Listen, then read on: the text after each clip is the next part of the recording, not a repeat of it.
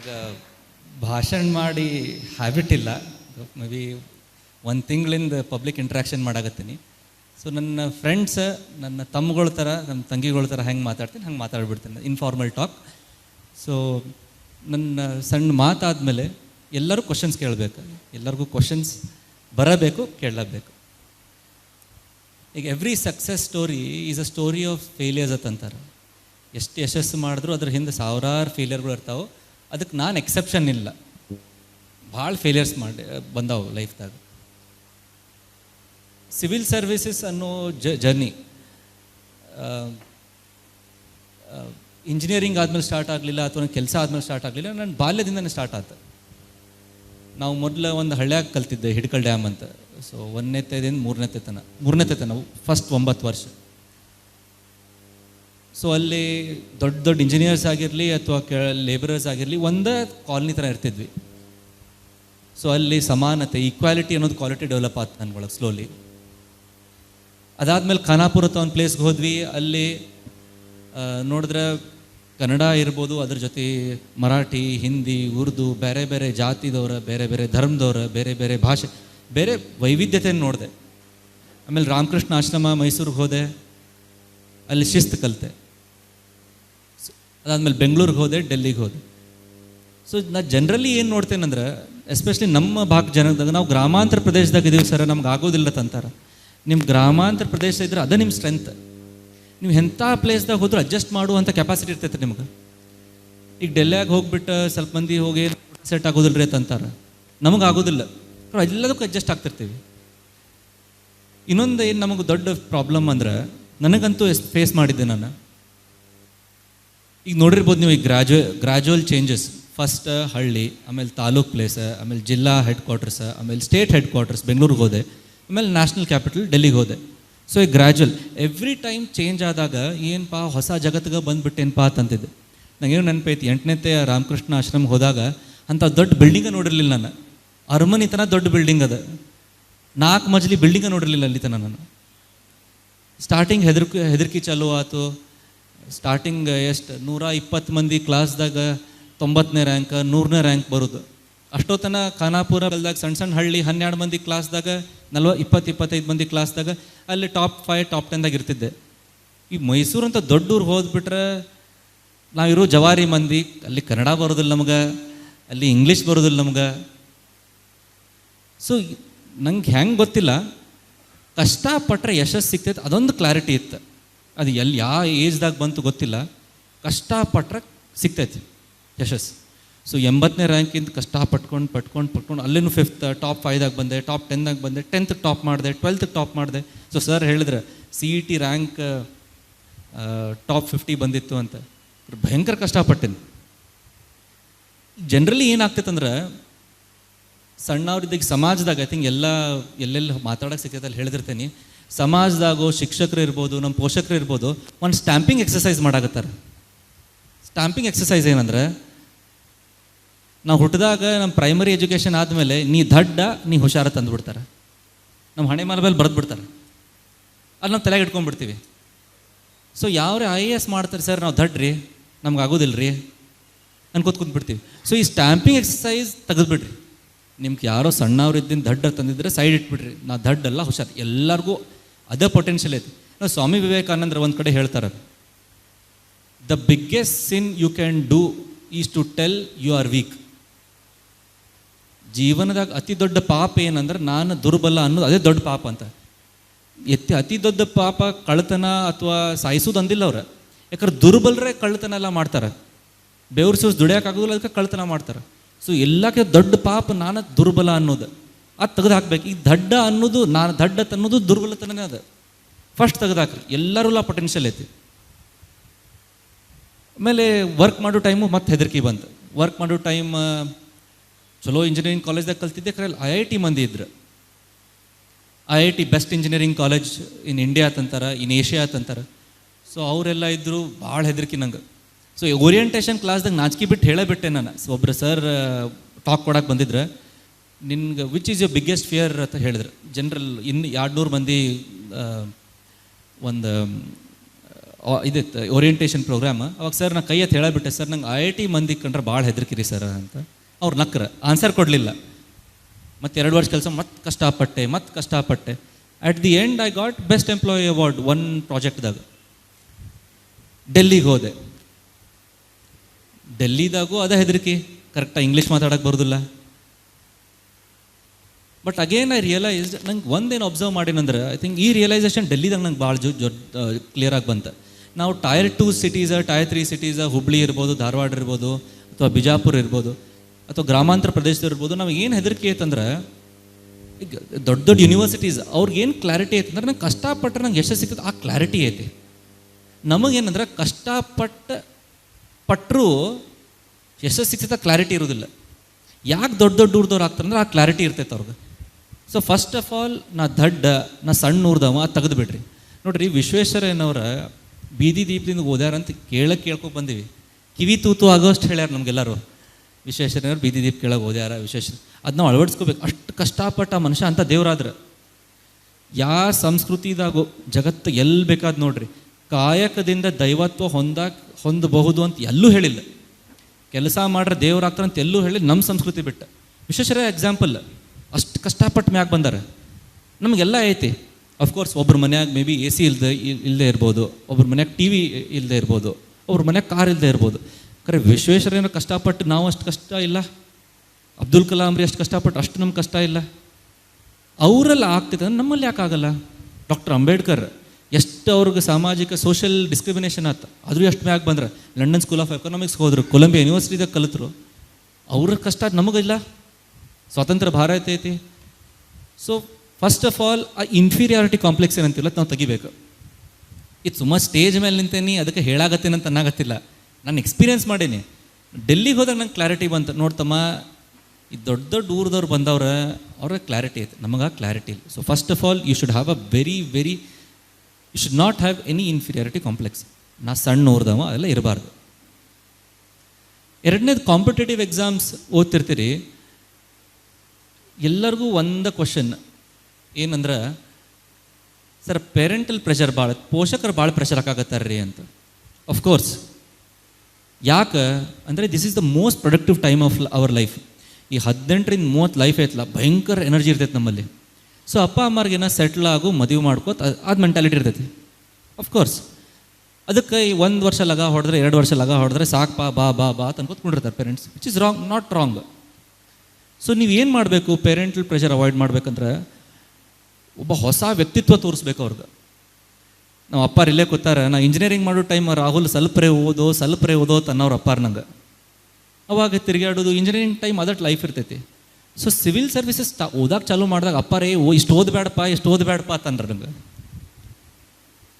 ಯಾಕಂದ್ರೆ ಎಂಥ ರಾಹುಲ್ ಹೊಸ ತೋರಿಸ್ದೆ ಅಂದ್ರೆ ಅವರೇ ಅಜವಾಗ್ಬಿಟ್ರೆ. ಜಗದಾಗಿಲ್ದು ಕಷ್ಟಪಡೋದು. ಮತ್ತು ಸರ್ ಹೇಳಿದ್ರು, ವರ್ಕ್ ಮಾಡೋ ಟೈಮು ಕೈ ತುಂಬ ಹಣ ಇತ್ತು, ತಿರುಗಾಡೋದು, ಸುತ್ತಾಡೋದು, ಹೋಟೆಲ್ ಇಲ್ಲಿ ತಿರುಗಾಡೋದೇ ಮಾಡ್ತಿದ್ದೆ. IAS ಸ್ಟಡಿ ಸ್ಟಾರ್ಟ್ ಮಾಡಿದಾಗ ಸ್ಟಾಪ್ ಮಾಡಿಬಿಟ್ಟೆ. ನೋಡಿರಿ, ನಾವು ಸಮ್ವೇ ರಿಯಲೈಸೇಷನ್ ಆಯ್ತು, ನೋಡಪ್ಪ ನಾ ಸಾಧಾರಣ ಹುಡುಗ, ಕಷ್ಟಪಟ್ಟರೆ ಕ್ಲಿಯರ್ ಆಗ್ತೀನಿ, ಇಲ್ಲಂದ್ರೆ ಇಲ್ಲ. ಜನರಲಿ ಏನ್ರಿ, ನಾವು middle class, lower middle class ಮಂದಿದಾಗ ನಮಗೆ ಮಿಸ್ಟೇಕ್ಸ್ ಮಾಡು ಫ್ರೀಡಮ್ ಇಲ್ಲ. We do not have the comfort of making mistakes. 1-2 ತಪ್ಪು ಮಾಡಿಬಿಟ್ರೆ ತಪ್ಪು ಮಾಡೋಕೆ ಅವಕಾಶಕ್ಕೂ ಕೊಡೋದಿಲ್ಲ ರೀ. ಸಮಾಜ ಹಂಗೈತೆ, ಒಪ್ಕೊಳ್ಳೋಣ. ಸೊ ಏನು ಮಾಡೋಣ, ಬೇರೆಯವ್ರ ತಪ್ಪುಗಳನ್ನ ಅರ್ಥ ಮಾಡ್ಕೊಂಡು ನಾವು ಉದ್ಧಾರ ಆಗೋಣ. ಎಷ್ಟಾಗ್ತಷ್ಟು ಕಷ್ಟಪಡೋಣ. ಸೊ ನೀವು ಅಪ್ಪ ಅಮ್ಮರ ಕಾನ್ಫಿಡೆನ್ಸ್ ತೊಗೊಂಡ್ಬಿಟ್ರೆ, ಈಗ ನಾವು ಸೆಕೆಂಡ್ ಟೈಮ್ ಇಂಟರ್ವ್ಯೂ ಹೋಗಿದ್ದೆ, ಎಲ್ಲೂ ಫೇಲ್ ಆದೆ. ನಮ್ಮ ಅಪ್ಪಾರ ಒಬ್ಬರು ಫ್ರೆಂಡ್ಸ್ ಬಂದ್ಬಿಟ್ಟು, ಏನೋ ಸಂಕನೂರ ನಿಮ್ಮ ಮಗ PUC ದಾಗೆಲ್ಲ ಚಲೋ ಮಾಡಿಬಿಟ್ಟ, IAS ಪಾಸ್ ಆಗುತ್ತಿಲ್ಲ, ಏನೋ ಚೈನಿಗೆ ಇಳಿದ್ಬಿಟ್ಟ ನಿಮ್ಮ ಮಗ ಅಂತ ಹೇಳಿದ್ರು ಅವ್ರು. ಮಂದಿ ಹೆಂಗೆ ಹೇಳಾಗತ್ತರ, ಅದ್ರ ಅಪ್ಪ ಅಮ್ಮ ಹೇಳಲಿಲ್ಲ. ಯಾಕಂದ್ರೆ ಕಾನ್ಫಿಡೆನ್ಸ್ ಬಂದುಬಿಟ್ಟಿತ್ತು ಅವ್ರಲ್ಲಿ, ನಮ್ಮ ಮಗ ಓದಾಗತ್ತಾನ, ಚೈನಿಗೀನಿ ಮಾಡಾಗತ್ತಿಲ್ಲ ಅಂತ. ಸೊ ಮೋಸ್ಟ್ ಇಂಪಾರ್ಟೆಂಟ್, ನಿಮ್ಮ ಪೋಷಕರನ್ನು, ನಿಮ್ಮ ಫ್ರೆಂಡ್ಸ್ ಕಾನ್ಫಿಡೆನ್ಸ್ ತೊಗೊಂಡ್ಬಿಡ್ರಿ, ಫುಲ್ ಕಷ್ಟಪಡ್ರಿ. ಇನ್ನೊಂದು, ಉತ್ತರ ಕರ್ನಾಟಕದಲ್ಲಿ ನಮ್ಮ ಭಾಗದಲ್ಲಿ ಪ್ರಾಬ್ಲಮ್ ಏನಂದ್ರೆ, ನಾವು ದೊಡ್ಡ ಏಮ್ ಇಟ್ಕೊಳ್ಳೋದಿಲ್ಲ. ಅದಕ್ಕೆ ಮೋಸ್ಟ್ ಇಂಪಾರ್ಟೆಂಟ್ ಪ್ರಾಬ್ಲಮ್ ಏನಂದ್ರೆ, ಅದು ನಾವು ದಡ್ಡ ಅನ್ನೋದು. ನೋಡ್ರಿ, ಸಿವಿಲ್ ಸರ್ವಿಸಸ್ ಎಕ್ಸಾಮ್ ಅಂಥ ಕಷ್ಟದ ಎಕ್ಸಾಮ್ ಅಲ್ಲ. ಇನ್ನೂ ಹೇಳ್ತೀನಿ, ಐ ಥಿಂಕ್ ಸಿವಿಲ್ ಸರ್ವಿಸ್ ಬಗ್ಗೆ ಇನ್ ಡಿಟೇಲ್ ನೆಕ್ಸ್ಟ್ ಹೇಳ್ತೀನಿ. ಬಟ್ ಅಷ್ಟು ಕಷ್ಟ ಅಲ್ಲ. ಬಟ್ ಯಾಕೆ ಸಿವಿಲ್ ಸರ್ವಿಸಸ್ ಯಾರು ಮಾಡ್ತಾರೆ? IAS ಎಕ್ಸಾಮ್ ಯಾರು ಕಟ್ತಾರೆ ಫೇಲ್ ಆಗ್ತಾರೆ ಭಾಳ ಮಂದಿ ಅಂದ್ರೆ ಪ್ಲ್ಯಾನ್ ಇಟ್ಕೊಳ್ಳೋದಿಲ್ಲ. ಸಿವಿಲ್ ಸರ್ವಿಸಸ್ ಬಿಡ್ರಿ, NDA exam, national defence academy exam ಇರ್ಬೋದು, ಅಥವಾ CA ಎಕ್ಸಾಮ್ ಇರ್ಬೋದು, ಅಥವಾ MBA IIM ಹೋಗೋರು ಇರ್ಬೋದು. ಕಷ್ಟಪಡ್ತಾರೆ ಯಾಕೆ ಫೇಲ್ ಆಗ್ತಾರೆ ಅಂದರೆ ಪ್ಲ್ಯಾನ್ ಮಾಡ್ಕೊಳ್ಳೋದಿಲ್ಲ ನಾವು ಲೈಫ್. ಈ ಪ್ಲ್ಯಾನ್ ಅಂದರೆ ಏನಪ್ಪ, ನಾನು ಜನರಲಿ 2 ಥರ ಡಿಫೈನ್ ಮಾಡ್ತೀನಿ. Macro plan, micro plan. ದೊಡ್ಡದು ಪ್ಲ್ಯಾನ್, ಸಣ್ಣದು ಪ್ಲ್ಯಾನ್ ಅಂತ. ಈಗ ದೊಡ್ಡದು ಪ್ಲ್ಯಾನ್ ಅಂದರೆ ಏನು? ಈಗ IAS ಎಕ್ಸಾಮ್ಗೆ ಏನೇನು ಅದಾವ? ಹಿಸ್ಟ್ರಿ ಓದಬೇಕು, ಜಾಗ್ರಫಿ ಓದಬೇಕು, ಪಾಲಿಟಿ ಓದಬೇಕು, ಎನ್ವೈರ್ಮೆಂಟ್ ಓದಬೇಕು, ಸೈನ್ಸ್ ಓದಬೇಕು, ಕರೆಂಟ್ ಅಫೇರ್ಸ್ ಓದಬೇಕು. So big long term plan ಅವ್ರ ಮ್ಯಾಕ್ರೋ ಪ್ಲ್ಯಾನ್ ಅಂದರೆ ಏನು? ಹಿಸ್ಟ್ರಿಗೆ ನಾನು 1 ತಿಂಗಳು ಓದ್ತೀನಿ ರೀ, ಜಾಗ್ರಫಿ ನಾನು ಸ್ಟ್ರಾಂಗ್ ಐತಿ 20 ದಿವಸ ಹೋಗ್ತೀನಿ, ಮೇ ಬಿ ಪಾಲಿಟಿ ಮತ್ತು 15-20 ದಿವಸ ಓದ್ತೀನಿ. So this is macro plan. ನಂಗೆ ಈ ಒಂದು ವಿಷಯ ಓದಾಕ ಇಷ್ಟಿಷ್ಟು ಟೈಮ್ ಬೇಕು, ಇದು ಮ್ಯಾಕ್ರೋ ಪ್ಲ್ಯಾನ್. ಇದು ಜನರಲಿ ಎಲ್ಲರೂ ಮಾಡ್ತೀವಿ. ಯಾರು ಏನು ಮಾಡೋದಿಲ್ಲ ಅಂದ್ರೆ ನಾವು ಮೈಕ್ರೋ ಪ್ಲ್ಯಾನ್ ಮಾಡೋದಿಲ್ಲ. ಮೈಕ್ರೋ ಪ್ಲ್ಯಾನ್ ಅಂದರೆ ದಿನಚರಿ ಇಟ್ಕೊಳ್ಳೋದು, ಒಂದು ರೂಟೀನ್ ಮಾಡೋದು.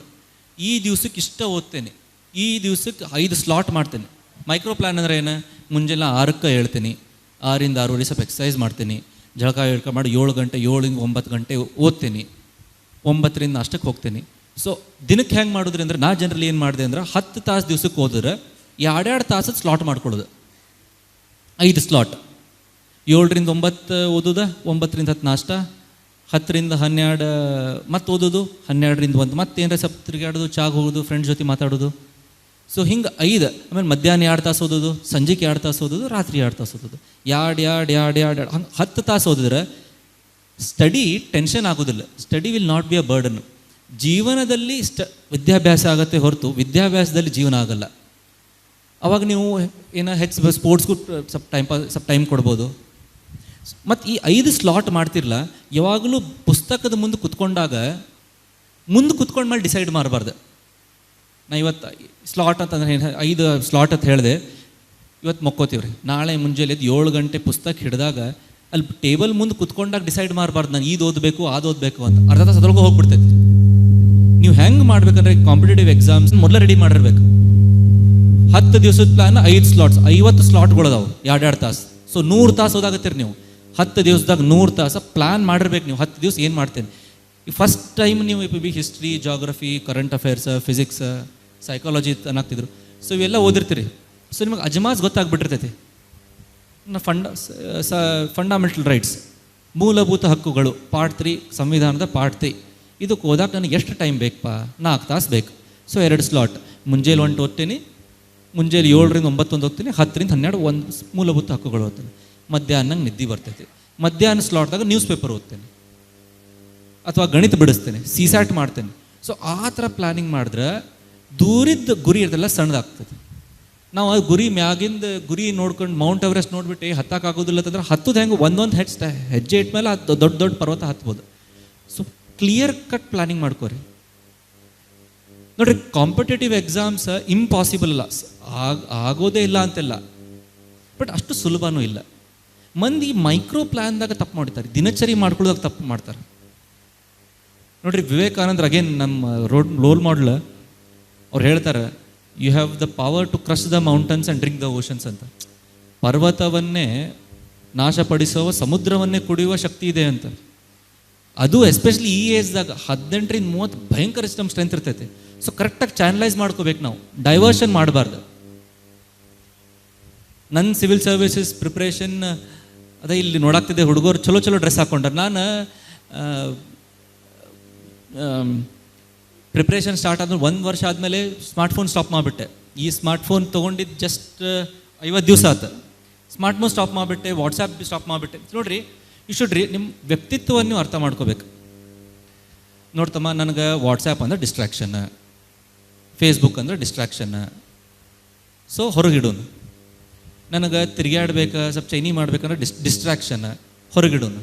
ಸಪೋಸ್ ನಿಮ್ಮ ಫ್ಯಾಮ್ಲಿನ ಭಾಳ ಪ್ರೆಷರ್ ಐತಿ, ಫ್ಯಾಮ್ಲಿನ ಭಾಳ ಡಿಸ್ಟ್ರಾಕ್ಷನ್ ಐತಿ, ಅವ್ರು ಕೇಳ್ರಿ, ಅಪ್ಪ ಅಮ್ಮಗಳ ಜೊತೆ ಕೂತು ಮಾತಾಡ್ರಿ, ನೋಡಿರಿ ನನಗೆ ಇಷ್ಟು ಪ್ರಾಬ್ಲಮ್ ಐತಿ, ನನಗೆ 1 ವರ್ಷ ಅಥವಾ 2 ವರ್ಷ ಕೊಡ್ರಿ, ಈ ಡಿಸ್ಟ್ರಾಕ್ಷನ್ ಇಲ್ಲದೆ ಮಾಡ್ತೇನೆ. ಸೊ ನೀವು ರಿಯಲೈಸ್ ಮಾಡ್ಬೇಕು ನಿಮ್ಗೆ ಎಲ್ಲೆಲ್ಲಿ ಪ್ರಾಬ್ಲಮ್ ಬರ್ತಾವೆ, ಮತ್ತು ಆ ಡಿಸ್ಟ್ರಾಕ್ಷನ್ಗಳು ಹೊರ ಹಾಕ್ಬೇಕು. ನಾನು ಲಾಸ್ಟ್ 3 ಇಯರ್ಸ್ದಾಗ ಒಂದು ಹೊಸ ಬಟ್ಟೆ ತೊಗೊಲಿಲ್ಲ, ಮೊಬೈಲ್ ಅಂತೂ ಬಿಟ್ಟಿದ್ದೆ, ಖರ್ಚು ಕಡಿಮೆ ಮಾಡಿಬಿಟ್ಟಿದ್ದೆ. ಈಗ ಗುರಿ ಕ್ಲಾರಿಟಿ ಇದ್ರೆ ನನಗೆ IAS ಆಗಬೇಕಂತ ಕ್ಲಾರಿಟಿ ಇದ್ರೆ ಇವೆಲ್ಲ ಇಮ್ಮೆಟೀರಿಯಲ್. ನನಗೆ ಊಟಕ್ಕೂ ಭಯಂಕರ ಐ ಲೈಕ್ ಗುಡ್ ಫುಡ್, ಚಲೋ ಊಟ ನನಗೆ ಸೇರ್ತೈತಿ. ಆ ಟೈಮ್ದಾಗ ಊಟ ನಡಿತೈತಿ ಅಂತ ಮ್ಯಾನೇಜಬಲ್ ಮಾಡಿಬಿಡ್ತಿದ್ದೆ.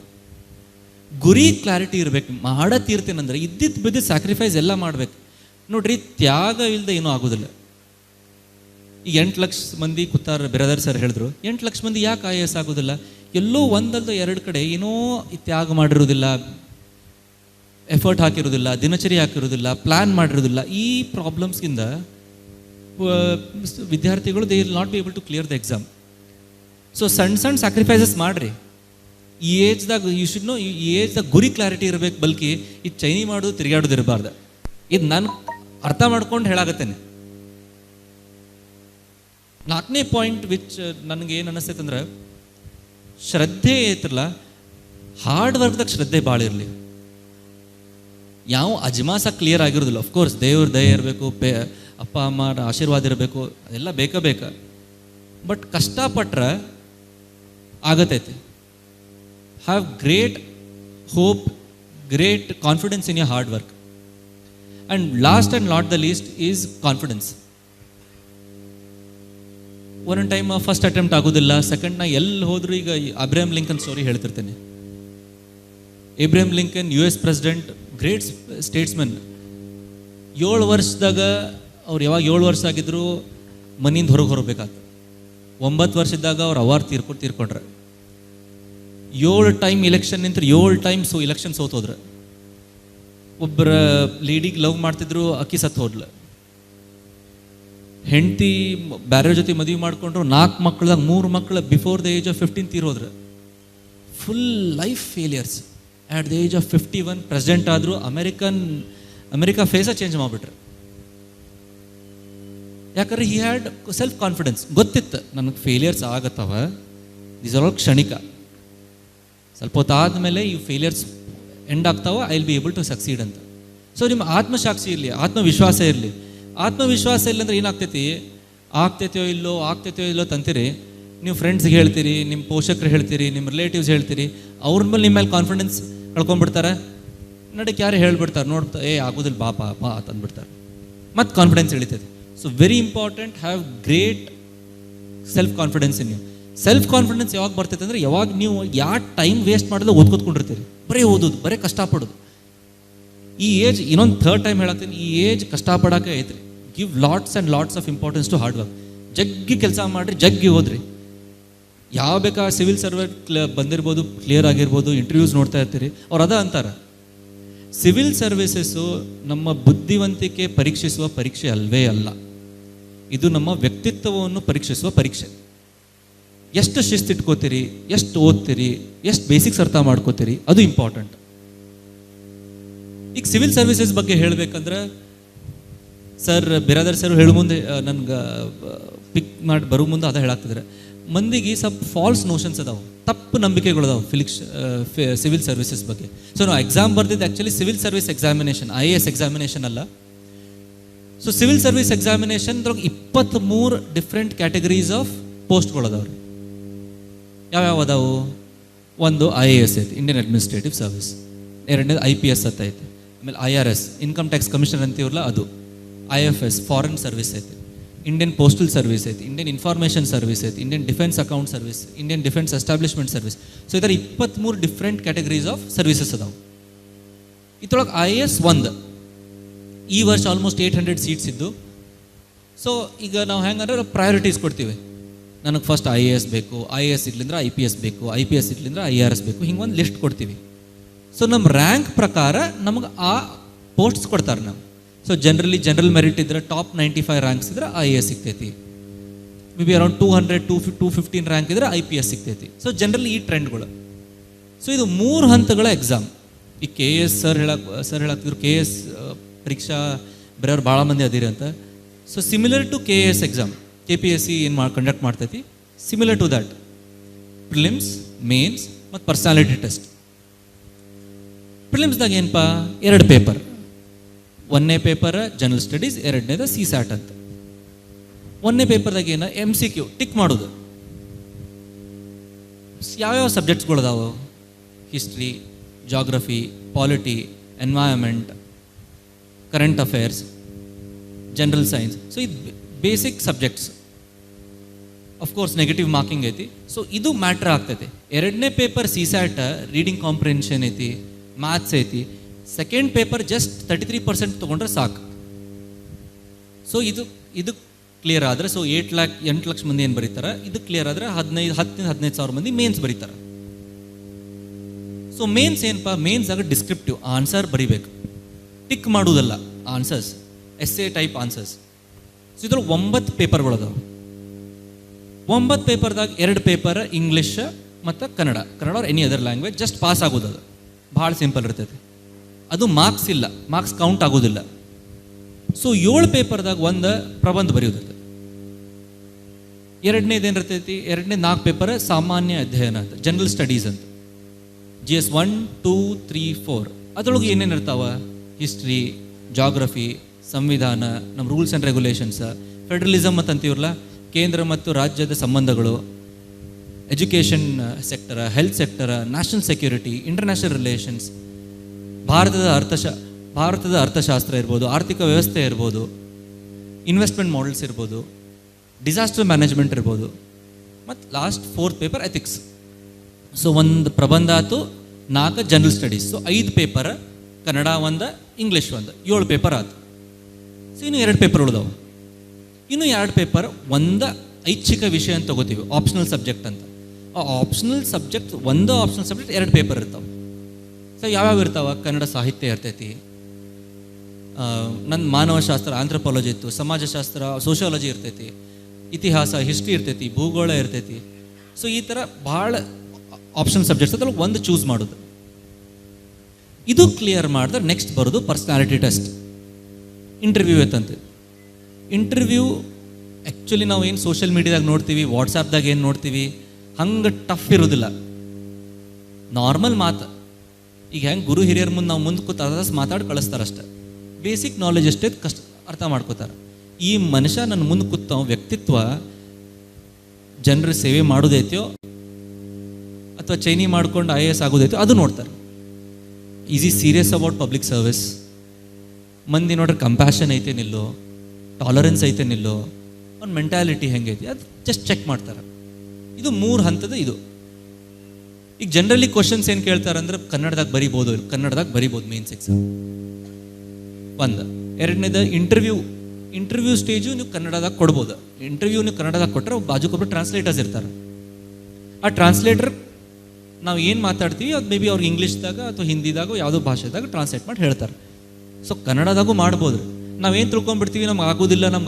ಕನ್ನಡದಾಗೂ ಐತಿ. ಆ್ಯಕ್ಚುಲಿ ಇವರು ಗುರುದತ್ ಹೆಗಡೆ ಅವರು 25th ರ್ಯಾಂಕ್ ಬಂದಿದ್ರು 4 ವರ್ಷದಿಂದ. ಲಕ್ಷ್ಮಣ್ ನಿಂಬರ್ಗಿ ಅವ್ರು ಬಂದಿದ್ರು, ಫಕೀರೇಶ್ ಬದಾಮಿ ಅವ್ರು ಬಂದಿದ್ರು 300 ರ್ಯಾಂಕ್. ಸೊ ಇವರೆಲ್ಲ ಕನ್ನಡದಾಗ ಬರ್ದಾರ. ಸೊ ಕನ್ನಡದಾಗ ಬರೆದು ಕ್ಲಿಯರ್ ಆಗ್ಬೋದು. ಸಿವಿಲ್ ಸರ್ವಿಸಸ್ ಅದೇ ಅಂತ, ನಮ್ಮ ಶಿಸ್ತು, ನಮ್ಮ ವ್ಯಕ್ತಿತ್ವ ಕರೆಕ್ಟಾಗಿ ಇಟ್ಕೊಂಡ್ರೆ ಆಗ್ಬಿಡ್ತದೆ. ಇನ್ನೊಂದು ಏನಂದರೆ, ಜನರಲಿ ಫೇಲಿಯರ್ ಅಂದರೆ ಭಾಳ ಹೆದರ್ತೀವ್ರಿ ನಾವು. ದ ಕಾನ್ಸೆಪ್ಟ್ ಆಫ್ ಫೇಲಿಯರ್ ಅಂತ ನಾನು ಈಗ ಅಬ್ಸರ್ವ್ ಮಾಡೇನೆ. ಫೇಲ್ ಆದರೆ ಏನಾಗ್ತೈತಿಯೋ, ಮಂದಿ ಏನಂತಾರ, ಎಲ್ಲರೂ ಬೈತಾರ, ರಿಲೇಟಿವ್ಸ್ ಬೈತಾರ, ಫ್ರೆಂಡ್ಸ್ ಬೈತಾರ ಅಂತ. ಒಂದೇನು ಹೇಳಕ್ಕೆ ಇಷ್ಟಪಡ್ತೀನಿ ಅಂದರೆ, ಈಗ ಕ್ಲಿಯರ್ ಆದ್ಮೇಲೂ ಬೈಸ್ಕೊಳತ್ತೀನಿ ಮಂದಿ ಕಡೆ. ನಾನು ಫ್ರೆಂಡ್ಸು ಬೈತಾರೆ, ಈಗೂ ಎಲ್ಲರೂ ಅನ್ನಾಗತ್ತಾರೆ. ಈಗ ಈಗ ಸ್ಪೀಚ್ ಕೊಡಕ್ಕೆ ಬಂದೇನೆ. ಈಗ ಸಪೋಸ್ ನಾನು if I fail in giving a good speech, ಕರೆಕ್ಟಾಗಿ ಸ್ಪೀಚ್ ಕೊಡಲಿಲ್ಲ ಅಂದರೆ, ನೀವು 17ನೇ ರ್ಯಾಂಕ್ ಹುಡುಗ ರಾಹುಲ್ ಸಂಕ್ನವ್ರು ದಡ್ಡಪ್ಪ ಅಂತ ಅಂದ್ಬಿಡ್ತೀರಿ, ಹಸಿ ದಡ್ಡ ಬಿಡ್ರಿ ಅಂತಂತೀರಿ. So if I fail, so ಹಸಿ ದಡ್ಡ ತಂತೀರಿ, ಬೈಕೋತ ಹೋಗ್ತೀರಿ. That is the max that can happen. ಅದಕ್ಕಿಂತ ಹೆಚ್ಚೇನಾಗೋದಿಲ್ಲ. ನನ್ನ ವೈಯಕ್ತಿಕವಾಗಿ ಏನು ಪ್ರಾಬ್ಲಮ್ ಏನಾಗೋದಿಲ್ಲ. ನಾವು most of the time fail ಆಗ್ತಿದ್ದ ತಲೆ ಕೆಡ್ಸ್ಕೊಂಡು ಕೂತ್ಬಿಟ್ಟಿರ್ತೀವಿ. ಖರೆ ಫೇಲ್ ಆದ್ಮೇಲೆ ಏನು ಆಗಬಹುದು ಅದು ನೋಡಿದ್ರೆ ಸಣ್ಣ ಆಗಿರ್ತಾವೆ. ಫೇಲಿಯರಿಂದ ಹೆದರಬೇಡ್ರಿ. ಮತ್ತು ನಾವೊಂದು ಅಬ್ಸರ್ವ್ ಮಾಡಿ, ನನ್ನ civil services journey 4 serious attempt ಕೊಟ್ಟೆ. 1ನೇ ಅಟೆಂಪ್ಟ್ ಕೊಟ್ಟೆ, ಇಂಟರ್ವ್ಯೂ ತನಕ ಹೋದೆ, ಆಗಲಿಲ್ಲ. 2ನೇ ಅಟೆಂಪ್ಟ್ ಕೊಟ್ಟೆ, ಇಂಟರ್ವ್ಯೂ ತನಕ ಹೋದೆ, ಮತ್ತೆ ಆಗಲಿಲ್ಲ. 2ನೇ ಅಟೆಂಪ್ಟ್ ಇಂಟರ್ವ್ಯೂ ಆಗಿ ರಿಸಲ್ಟ್ ಬಂದಾಗ 7:30 ಸಂಜೆಗೆ ರಿಸಲ್ಟ್ ಬಂತು. ಭಾಳ ನೋವಾತು. ಏನಪ್ಪ 2ನೇ ಟೈಮು ಇಂಟರ್ವ್ಯೂ ಆಗಲಿಲ್ಲ. 7:30 ಇಂಟರ್ವ್ಯೂ ರಿಸಲ್ಟ್ ಬಂದು 9 ಗಂಟೆಗೆ ವಾಪಸ್ ಮತ್ತೆ ನಾನು ಓದಕ್ಕೆ ಚಾಲು ಮಾಡಿಬಿಟ್ಟಿದ್ದೆ. ಫೇಲಿಯರ್ ಪೇನ್ ಆಗಲಿಲ್ಲ. ಫೇಲಿಯರ್ ಆಗೋದು ಪೇನ್ ಯಾವ ಆಗ್ತೈತೆ ಅಂದ್ರೆ, ನಾ ಹಿಂಗೆ ಮಾಡ್ಬೋದಾಗಿತ್ತು, ನಾ ಹಂಗೆ ಮಾಡ್ಬೋದಾಗಿತ್ತು ಅಂತಂದ್ರೆ, ಇಫ್ ನೀವು ಫುಲ್ ಎಫರ್ಟ್ ಹಾಕಿಲ್ಲದಷ್ಟು ಫೇಲಿಯರ್ ಆದ್ರೆ ಪೇನ್ ಆಗ್ತೈತೆ.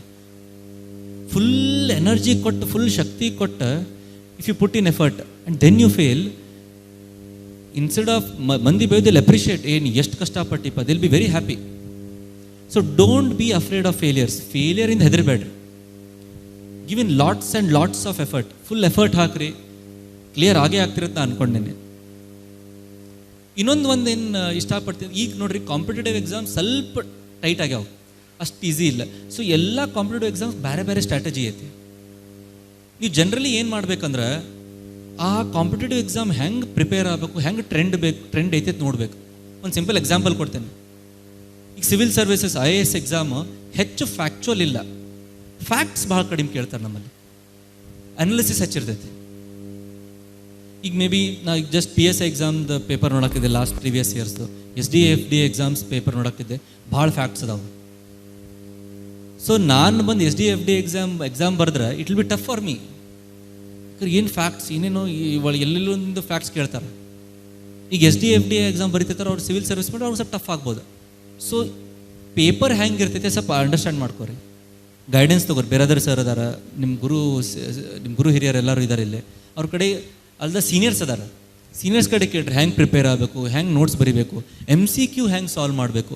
ಸೊ ಬೇಸಿಕ್ ನೀವು ಯು ಶುಡ್ ಆಸ್ಕ್ ಕ್ವಶನ್ಸ್. ಈ ಕ್ವಶನ್ಸ್ ಎಲ್ಲ ಕೇಳಿದ್ರೆ ಐ ಥಿಂಕ್ ಕ್ಲಾರಿಟಿ ಬರ್ತೈತೆ ಹೆಚ್ಚು. ಸೊ ಹಿಂಗೆ ಮಾಡಿದ್ರೆ ಐ ಥಿಂಕ್, ಮತ್ತು ಇನ್ನೊಂದೇನು ಮಂದಿ ಮಾಡ್ತಾರೆ, I think there different ways of civil services ಮಾಡೋದು ಅಂತ. ಒಬ್ರೊಬ್ರು ಏನಂತಾರೆ, 5 ವರ್ಷ ಇದಕ್ಕೆ ಕೊಟ್ಬಿಡುನ್ಪ ಅಂತಂತಾರೆ. ಒಬ್ರೊಬ್ರು ಏನಂತಾರೆ, 2 ವರ್ಷ ಇಲ್ಲ ನಾ ಬೇರೆ ಜಾಬ್ ಅಪ್ಲೈ ಮಾಡ್ತೀನಿ, ಅದು ತೊಗೊಂಡು ಇದಕ್ಕೆ ಅಪ್ಲೈ ಮಾಡ್ತೀನಿ ಅಂತ. ಸೊ ಇದು ನೀವು ಸ್ವಂತ ಒಬ್ಬರೊಬ್ರು ವ್ಯಕ್ತಿತ್ವ ಪ್ರಕಾರ ನೀವು ಯು ಶುಡ್ ಪ್ಲಾನ್ ಔಟ್. ಹಾಗಾದ್ರೆ I think, I sincerely believe all of you can clear civil service. Civil service ಅಷ್ಟು ಕಷ್ಟದ ಎಕ್ಸಾಮ್ ಅಲ್ಲ, ಅದೇ ಹೇಳಕ್ಕೆ I want to tell again. This was brief what I wanted to tell.